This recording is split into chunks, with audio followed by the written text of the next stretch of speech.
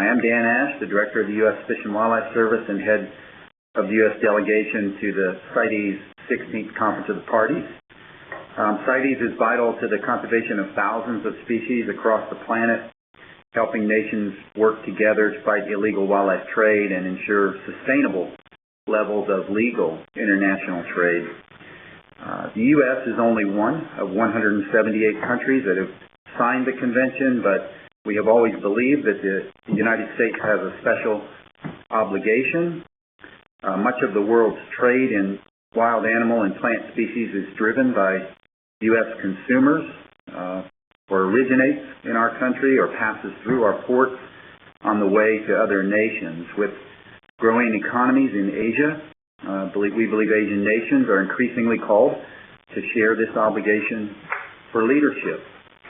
Today, I'd like to briefly highlight the top priority issues for the U.S. at COP16. Polar bears are facing increasing threats to their survival.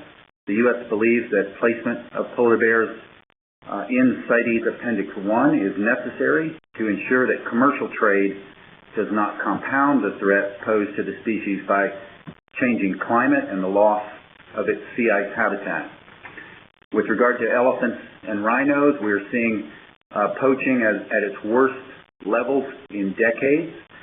There will be many important discussions at the COP that we believe are going to set the stage for greater cooperation and improved enforcement of provisions relating to the conservation of both of these iconic species. Rhinos in particular we have seen a spike in demand for rhino horn, and the United States this year was involved in a significant undercover Operation Crash, in which over 40 rhino horns were confiscated, over $1 million in gold and $1 million in cash, and other contraband. More than a dozen individuals have been arrested and are in the process of sentencing in that case. Marine species, I think, are important to speak about, and because many marine species are traded, swim internationally, migrate long distances across national borders, so their conservation can only be achieved by working collaboratively with other nations. As we all know, the international demand for shark fins and meat and manta ray gill plates is driving the decline of many of these marine species, and the U.S. is proud to join a diverse array of nations that are proposing to list 5 species of shark and 2 species of manta ray on Appendix 2 of the CITES Treaty. Tortoises and freshwater turtles, that's another area of, I think, important precedent that the U.S. is joining China and Vietnam to propose CITES protections for 44 species of Asian freshwater turtles, and the U.S. is also submitting a proposal to list 3 species of North American freshwater turtles. That's important because it's a precedent in cooperation, particularly between the United States and China, but also because freshwater turtles and tortoises are among the most threatened of any major groups of vertebrates. I guess I want to just conclude by saying a thanks to Thailand for their generous sponsorship of this CITES Conference of the Parties and the warm welcome we have received here, and we look forward to making significant progress in the days ahead.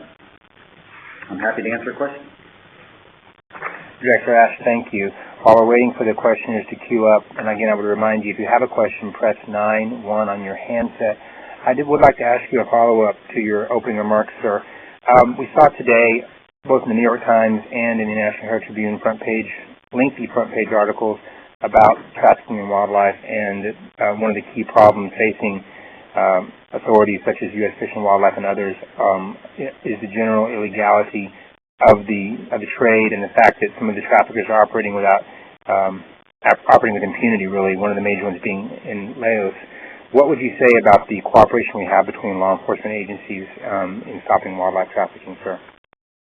Well, thanks for asking that. I think I would start by just saying I think what we're seeing is a whole new generation of wildlife trafficking, and it's going to take a whole new generation of wildlife capacity and cooperation to deal with it. I think as the article in the International Herald notes today, I mean, these wildlife trafficking is becoming large-scale crime, driven by very sophisticated syndicates of criminal behavior. And so I think we need a new generation of enforcement capacity and cooperation. And so I'll be participating in the ASEAN Wildlife Enforcement Network meeting today. There are many efforts and discussions going on here at COP 16 regarding this issue. Also, it's an important priority for the United States to bring to the attention of the Secretariat and the Conference of the Parties that we need to do a better job of enforcing international commitments to the treaty, making sure that all member nations are doing everything possible to meet their requirements under the treaty. Thank you, sir. Our first questioner comes from Beijing, the Global Times. Caller, if you could please identify yourself and ask your question. Thank you. Hi, I'm Wei Lai. So I have a question for you. So I wonder what kind of cooperation between China and the United States is good in your eyes as to on the protection of the wildlife here. Well, I would say the U.S. and particularly the Fish and Wildlife Service has a rich history of working with China, and I could certainly point to our long-standing cooperation on panda conservation, and so we have a long-standing relationship of cooperation with China. The proposal that we are jointly sponsoring with China at this COP, this is the first time that we have jointly sponsored a proposal with China, is the result of many years of work, I think going back several conferences ago, to begin this discussion of the importance of focusing on freshwater turtles and tortoises. So I think we have a very good relationship with China. I think we need to expand that relationship in the future as we see certainly the economy of China growing, a growing middle class in China. I think it's going to be increasingly important that we have good relationships and good methods of cooperation, both in terms of conserving habitat, ensuring trade is sustainable, and ensuring that we have the means available for enforcement. But I would say that the turtle and tortoise proposal, in particular at this COP, I think is a great step forward and sets the stage for more cooperation in the future. Thank you, Director Ashe. Our next questioner is based here in Tokyo with Science Magazine. Questioner, please identify yourself and state your question. Thank you. Hi, this is Dennis Normile of Science Magazine. I would like to ask, particularly, you mentioned that a lot of the demand comes from U.S. consumers.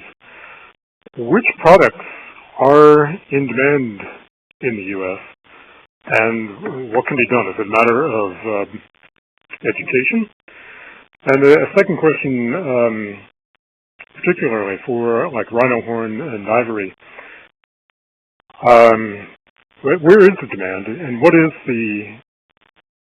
the countermeasure? Is it a matter of interrupting shipments, consumer education in the countries that are where these products are being sold? I imagine it's probably a mix of all of the above. But if you could be a bit more specific about how you're going to tackle that. Yeah, a couple of questions there. U.S. demand. The U.S. is one of the world's largest consumers of wildlife products, but I'm proud of the United States. I believe that we have, as I said, been a world leader. The CITES convention, which we're working on here in Bangkok, was originally crafted and signed in Washington. In fact, it was originally referred to as the Washington Convention. And so the U.S. has always been a leader in this regard, but we have an ivory trade in the United States. It's strictly regulated, and it deals with pre-ban material, pre-1989 ivory, but we have to make sure that we're adequately enforcing those requirements. We're big consumers of trophies, so we have hunters in the U.S. that travel to Asia and Africa and harvest regulated species like elephant or leopard and bring those back. So again, the U.S. has a special obligation to ensure that we're doing everything possible to make sure that our people, when they are consuming these products, are doing it in compliance with other nations' legal restrictions and in compliance with the CITES trade restrictions. Regarding rhino horn and ivory, where is the demand? I think we need to have more information about where the trade is being driven, but it does appear to be a significant portion of this recent spike in illicit trade seems to be destined to and be moving through Asia. And so I think that is something that we need to work with Asian nations on.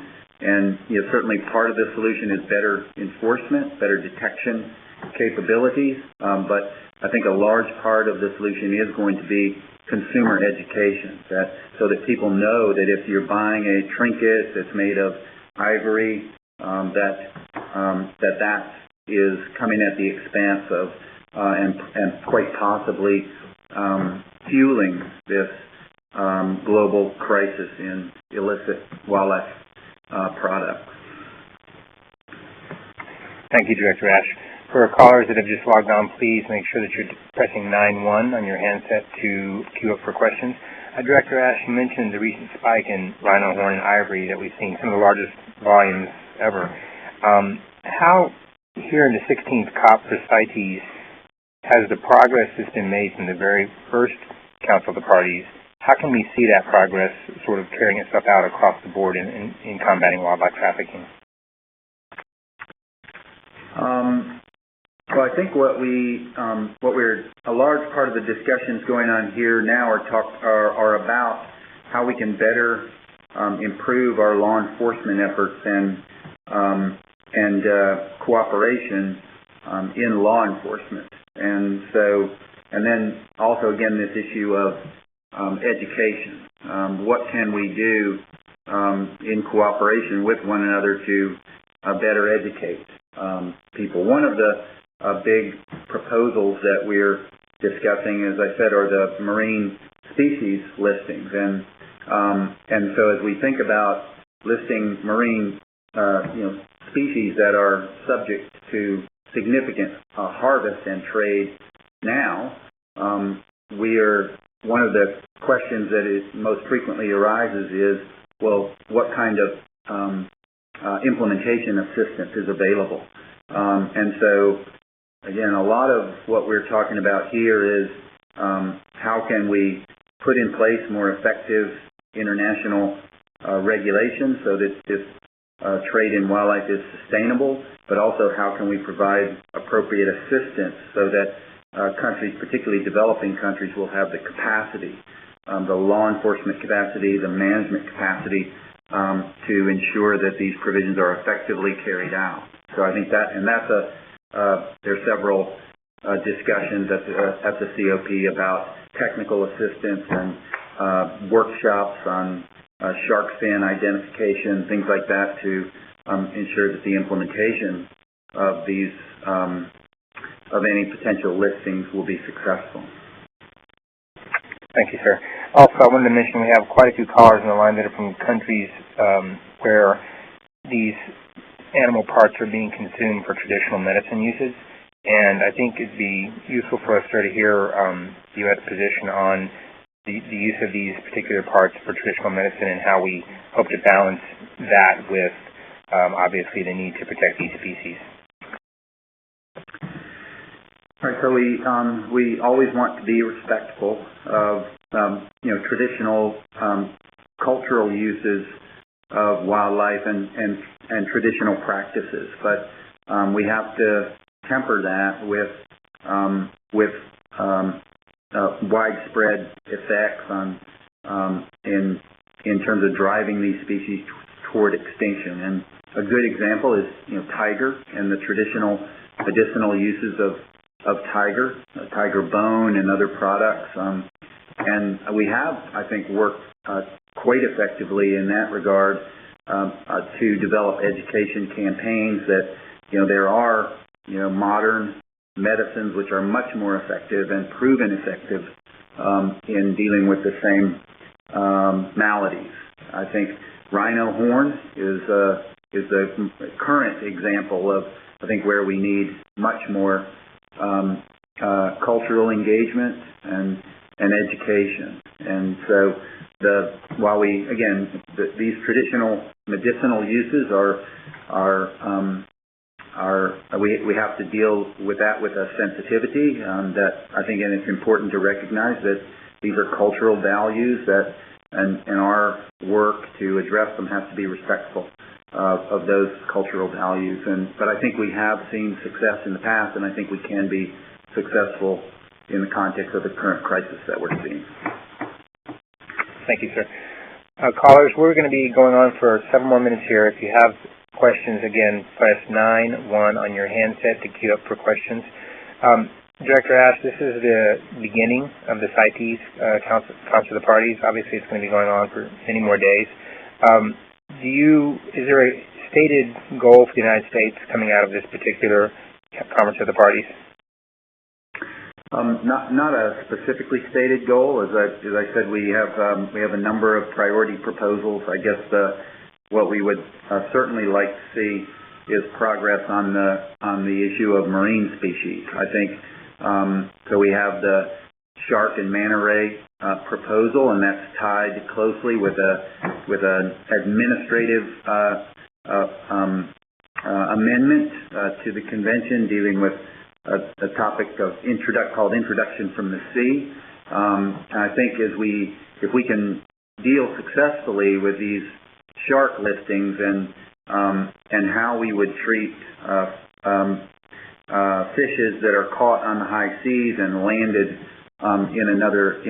in a sovereign nation, then I think that will set the stage for more cooperation in the future. And it is important that we have that cooperation. We have effective regional fishery management organizations, but CITES will provide, in essence, the glue that makes the regulations of those regional fishery management organizations more effective by providing an international mechanism to regulate trade and enforce the harvest requirements in place through those regional fishery management organizations. So I think the marine fish proposals in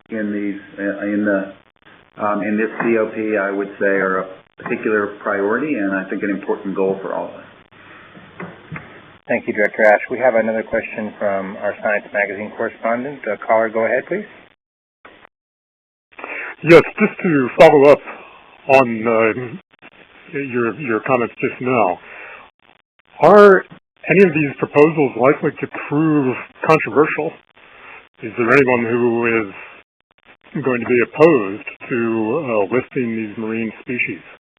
Or are any of the other proposals going to be controversial, or do you expect them to be adopted readily? They are controversial, I guess I would say. The polar bear proposal, perhaps the most controversial. I think we have a split in the range states. So there are 5 range states that have polar bears: the U.S., Russia, Greenland, Norway, and Canada. And we have a situation where we have the U.S. and Russia working together on a proposal. Canada and Greenland strongly opposed to that proposal, and Norway kind of in the middle. And so that's expected to be quite controversial, because oftentimes the COP members look to the range states for guidance, and when you have a split within the range states, that generally means that you're going to have controversy at the COP level. The marine shark and manta ray proposals are also controversial, but those are issues that have been raised at several previous COPs, particularly with the poor beagle shark, which is the proposal being made by Germany, and so I think we're optimistic about the shark proposals, but there will be a lot of discussion about that, and certainly I would classify that as controversial. Thank you, Director Ashe. Before we conclude, I wanted to highlight that U.S. Fish and Wildlife Service also is a regulatory agency and has law enforcement authority. Sir, do you see that other countries are adopting a model where one agency has that dual responsibility for both policy and law enforcement, or does it tend to be something that's divided among various agencies in other countries, and does that make the process sometimes more difficult? Many of our partners and wildlife conservation partners have law enforcement capability. I guess I would say that's the general model, is that you have a domestic, a national wildlife or fisheries management agency that also has enforcement capacity. Of course, even within the U.S., we work closely with our state counterparts who have law enforcement capacity. We work jointly with the Justice Department and other federal law enforcement officials, and of course, in the context of CITES, we're working with our international organizations. And sometimes that clearly involves non-wildlife enforcement agencies. It might be Interpol, it might be others who we're working with. So that's why this issue of coordination is so important, and these wildlife enforcement networks that are springing up throughout the world, like here in Southeast Asia, are so important. Thank you, sir. I'd like to invite you to make any closing remarks before we conclude. For those of you on the call, we'll be posting the audio from this teleconference via an internet link, and we'll send that out to you. But, sir, before we conclude, if you have anything you'd like to again emphasize or highlight for our participants, we have folks on the line from China, Hong Kong, Thailand, Vietnam, Japan, and I'm sure they'd be interested in anything you have that are directly related to their countries. Thank you. All right, well, first of all, I'll just reiterate my thanks to Thailand for hosting this COP, and again, I do think it's emblematic of the importance of Asia and Asian nations in providing leadership as we look to the future to support sustainable trade in wildlife and wildlife products, and so whether it's Thailand or Vietnam or China or Korea, I think that we are certainly in a world where Asia has to be a much more active partner in conventions like CITES, and indeed we do see that. So I'm optimistic about the future of this convention, and that we'll be able to tackle these many great challenges that are in front of us. Thank you, sir, for your participation. Thank you to all our callers who made themselves available today, and we wish you the best of luck at the conference, sir. Thank you. Thank you.